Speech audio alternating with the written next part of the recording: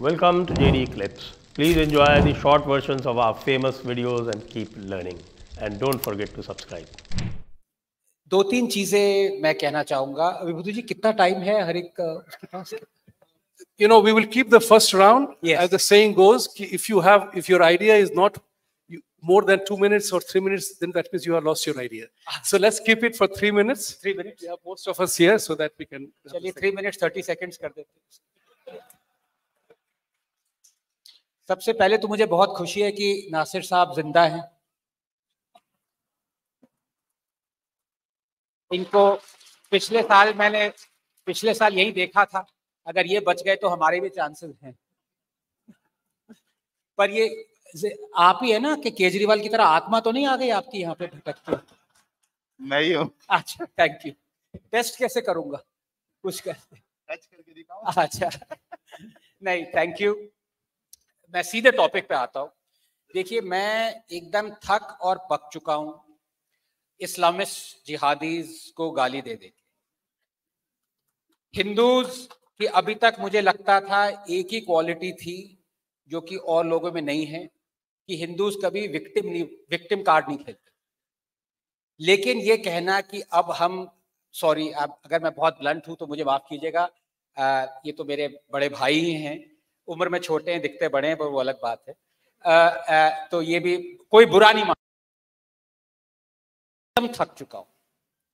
क्योंकि विभूति जी ने जैसे कहा, एक कोई आइडिया दीजिए। देखिए, 10 साल पहले 1 बिलियन लोगों के पास एक आइडिया आया था। उन्होंने ऐसी एक सरकार चुनी जिन्होंने कहा हम आपके लिए ये करेंगे। वो आइडिया था।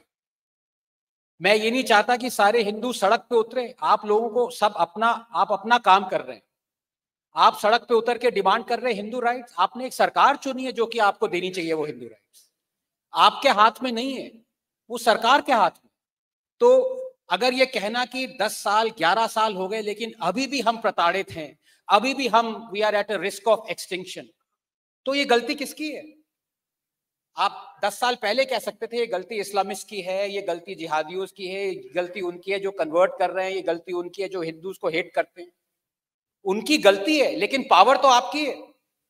अगर आप डिस्प्ले नहीं कर रहे वो, तो उनकी गलती नहीं है।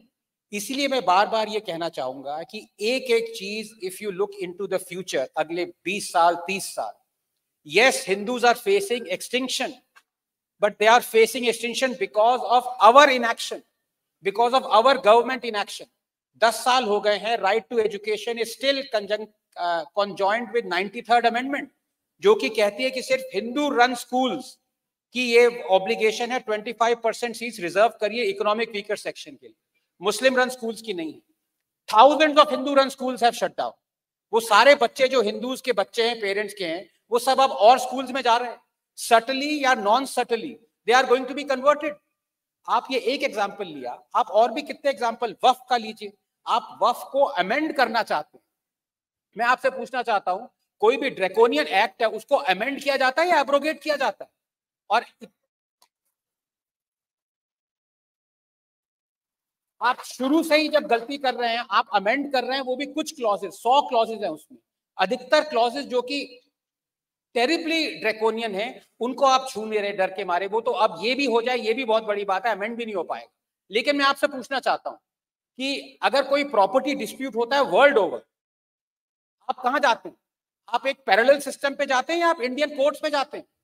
तो सिर्फ मुस्लिम्स को ये वो क्यों दिया गया है वक्फ को कि पहले अगर कोई आप किसी को कह दे कि आपका टेंपल जो है वो वक्फ लैंड पे है, दूसरा पहले आपके ट्रिब्यूनल में आए, कोर्ट ना जाए। अगर आप इसको सेकुलर देश मानते हैं तो आप हिंदूज के लिए भी वक्फ एक्ट का इक्विवेलेंट बनाइए। फिर देखिए सब कैसे लाइन पे आते हैं। जब हिंदू इक्विवेलेंट वक्फ बोर्ड का कहेगा ये मस्जिद हमारी है, वो कहेगा नहीं हम तो कोर्ट जाएंगे। नहीं, कोर्ट मत जाओ, पहले हिंदू इक्विवेलेंट वक्फ बोर्ड के यहाँ पे पहले यहां लड़ो 10 साल तक, सारा पैसा आपका बर्बाद हो जाएगा, उसके बाद कोर्ट जाना। क्या चल रहा है इस देश में? So my only thing is, अब 30 सेकंड्स भी ले चुका हूं मैं, माफ कीजिएगा, लेकिन हिंदूज का देखिए अगर एक क्वालिटी है उनकी, we don't play victim card, we don't have a victim card. So let's stop playing victims, let's put right where the blame should be put, which is हमारी गलती है। जिहादीज और इस्लामिस्ट की गलती नहीं है। Thank you. Thank you. And thank you for keeping the time and plus 30 seconds. That's great. Kapil Mishra ji, I will take the last word. उनके आनंद जी की जो आखिरी शब्द थे about victim वाली जो बात थी, तो हमने एक बार चर्चा की थी कि जो हमारे विरोधी हैं तो 3 मुद्दों पे हमें परास्त करते हैं या उनका खेल जो है, एक तो है कि वोट बैंक पॉलिटिक्स, 3 V's मैं कहता हूं उसे, वोट बैंक पॉलिटिक्स। दूसरा है violence at the drop of a hat, किसी बहाने जब देखो वायलेंस पे उतर आते हैं, that is the negotiating tool. And third is victimhood, आपके कारण हम ऐसा कर रहे हैं। इस समस्या का समाधान कैसे कर सकते हैं हम, व्यक्ति विशेष और सामूहिक दोनों तरह से? ऐसे कर सकते हैं जो इस टी शर्ट पे लिखा है। क्या लिखा है इस पे? क्या लिखा है इस पे? बटोगे तो बटोगे तो बटोगे तो और घटोगे तो भी कटोगे। बटेंगे तो कटेंगे और घटेंगे। मैं एक बात कहना चाहता हूं, मैं आनंद जी का बहुत सम्मान करता हूं और जब आनंद जी कोई बात बोलते हैं तो मैं ये समझता हूं कि हिंदू समाज का कोई गहन विचारक किसी सत्य को, प्रश्न को सामने रख रहा है और समाज को उसे सुनना चाहिए। लेकिन मैं साथ में ये भी कहना चाहता हूं कि विश्व के इतिहास में कोई भी धर्म अपने अस्तित्व के लिए सरकारों पर निर्भर नहीं होता और हिंदू धर्म इतना कमजोर नहीं हुआ कि सरकारों पर निर्भर हो जाएगा।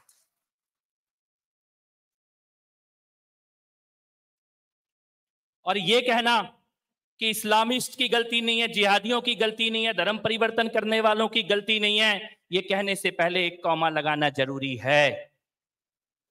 ये 1,500-2 हजार साल की लड़ाई चलती आ रही है, 10 साल में खत्म हो जाएगी।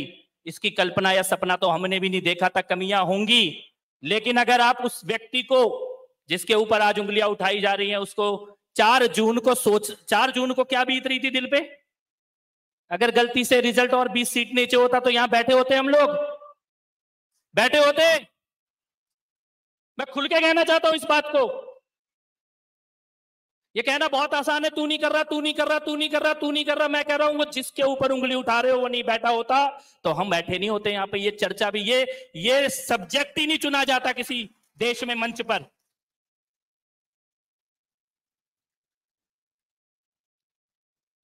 किस प्रकार का खेल खेला जा रहा था 2014 से पहले, उसे भूल नहीं सकते हम लोग। और किस प्रकार का खेल आज खेला जा रहा है, मुझे नहीं लगता कि यहां पे ऐसा कोई भी मस्तिष्क है जिसको विश्व के स्तर पर और भारत के स्तर पर इस समय जब हम यहां इस मंच पर बैठे हैं, इस वक्त कितने प्रकार के षड्यंत्र चल रहे हैं पंजाब में, बंगाल में, केरल में, मेवात में, दिल्ली में, भारत के अंदर छोटे छोटे पॉकेट्स बन गए हैं, उनमें जो चल रहा है, किसको इसका अंदाजा नहीं है? हम में से है कोई जिसको इसका अंदाजा ना हो? मैं ये कहता हूं कि किसी में कमी हो सकती है, हमारी अपेक्षाएं ज्यादा हो सकती हैं, लेकिन आज समय आ गया है जिस बटने से बचने की बात हम कर रहे हैं उसमें ये वाला बटना भी जरूरी है कि आपस में एक दूसरे पे उंगली उठाना बंद कर दें। अरे वो तो पप्पू के पीछे भी एक होके खड़े हैं कि नहीं खड़े हैं? वो मुल्ला मुलायम के बेटे के पीछे एक होके खड़े हैं। वो धर्म परिवर्तन कराने वाली जो आंटी बाहर से आई है उसके बेटे के पीछे एक होके खड़े हैं। वो वायनाड में 40% मुसलमान है और ये पिंकी को वोट देंगे। अभी देंगे कि नहीं देंगे? वही आदमी कश्मीर में वोट मांगने गया, कह रहा बाहरी राज्यपाल गवर्नर बाहरी है, और वही आदमी केरल में अपनी जिस बहन को भेजा है वो केरल की है, लेकिन वो एक है। उन्हें पता है ये खाली इस आदमी को हटा दो, लेकिन समस्या ये आ रही है कि हमारे में से भी कुछ कह रहे हैं कि इस आदमी को हटा दो। मैं कहता हूं तुम जल जल के मर जाओगे, हम जलजला नहीं रुकने देंगे। तुम जल जल के मर जाओगे, हम जलजला नहीं रुकने देंगे। वो देश नहीं झुकने देगा, हम उसे नहीं झुकने देंगे। Thank you. अंत में केवल एक 5-10 सेकेंड एक्स्ट्रा लूंगा। मैं ये कहना चाहता हूं, मैं यहाँ पे किसी पार्टी के प्रतिनिधित्व के नाते नहीं बैठा हूं, मैं ये कहना चाहता हूं कि जी हां, अस्तित्व का संकट है।